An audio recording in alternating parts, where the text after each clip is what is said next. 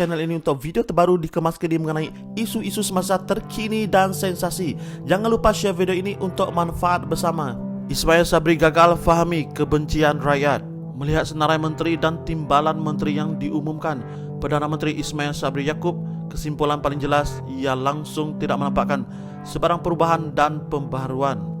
Seolah-olah kabinet yang dibentuknya ini tidak lebih merupakan kesinambungan daripada kerajaan gagal pimpinan Mahyadin Muhammad Yassin sebelum ini. Kalau dulu ia dinamakan kerajaan PN, susulan kabinet Ismail Sabri ini memperlihatkan ia hampir 100% adalah kerajaan PN 2.0. Kabinetnya adalah kabinet kita semula, kabinet 69, kabinet kicap lama dimasukkan ke dalam botol baru atau apa-apa saja perbandingan lain yang memberi maksud serupa. Nampak tidak berguna menjatuhkan Mahyadin kerana penggantinya Ismail Sabri terang-terangkan menghidupkan kembali kerajaan gagal yang telah dijatuhkan itu. Apatah lagi dengan mengelakkan sebahagian besar menteri-menteri lama yang dipertikai dan tidak berguna, malah menggantikannya pula dengan pemimpin surat khabar lama yang memang sedia dibenci. Lebih sedap lagi sebenarnya kabinet ini dinamakan kabinet besi buruk.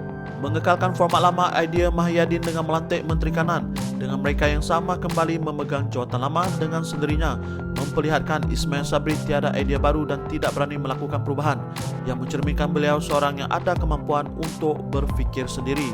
Sepatutnya beliau mengekalkan jawatan timbalan Perdana Menteri serta berani melantik mereka yang sesuai untuk jawatan itu kalaupun kiranya enggan bersetuju dengan calon yang dicadangkan bersatu. Bukankah kuasa melantik itu merupakan prerogatif Perdana Menteri? Selain mengekalkan Menteri Kanan yang menjadi pertikaian, mengekalkan Tengku Zafrul Tengku Abdul Aziz sebagai Menteri Kewangan dan Dr. Aziz Jidin sebagai Menteri Pendidikan turut merupakan sesuatu yang mengecewakan.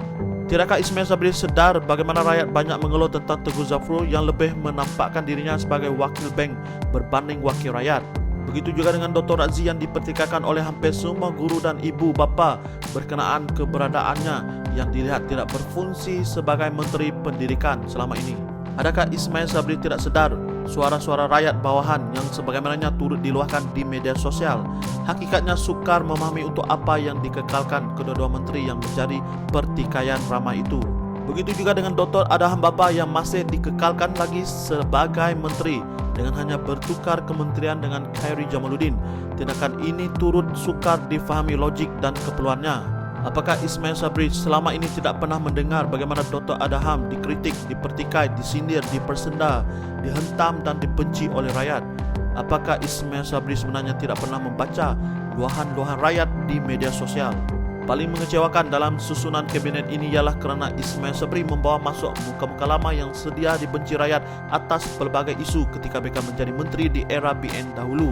Membawa masuk Syahidan Kasim, Nur Omar dan Mahathir Khalid misalnya adalah liability yang akan mendedahkan lagi Ismail Sabri kepada balunan ramai. Mereka itu adalah besi-besi buruk yang sudah berkarat yang jika digunakan untuk membuat bangunan hanya lebih mungkin membawa keruntuhan berbanding memastikan bangunan tersebut dapat tahan lebih lama. Mereka itu seharusnya ditunjukkan jalan persaraan, bukan terus diberikan talian hayat yang menyebabkan mereka gila-gila mahu bertanding lagi dalam PRU akan datang.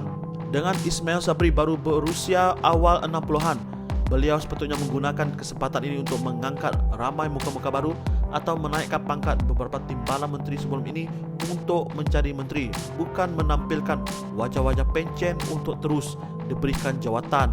Selain itu, mengekalkan saiz kabinet yang dikira masih besar dalam suasana pandemik, kerajaan tidak banyak wang dan ramai rakyat hilang pendapatan adalah cerminan jiwa Ismail Sabri tidak berjiwa prihatin. Susunan kabinet yang langsung tidak menampakkan pembaruan ini selain lebih mungkin menjuruskan Ismail Sabri ke lembah kegagalan yang lebih dalam, bahkan hampir tidak memberi sebab untuk rakyat yang waras dan matang untuk mengekalkan lagi mereka dalam pengundian PRU akan datang. Rakyat di negara ini nilai sendiri. Suara rakyat, suara keramat. Sekian dari HSNC TV, terkini dan sensasi.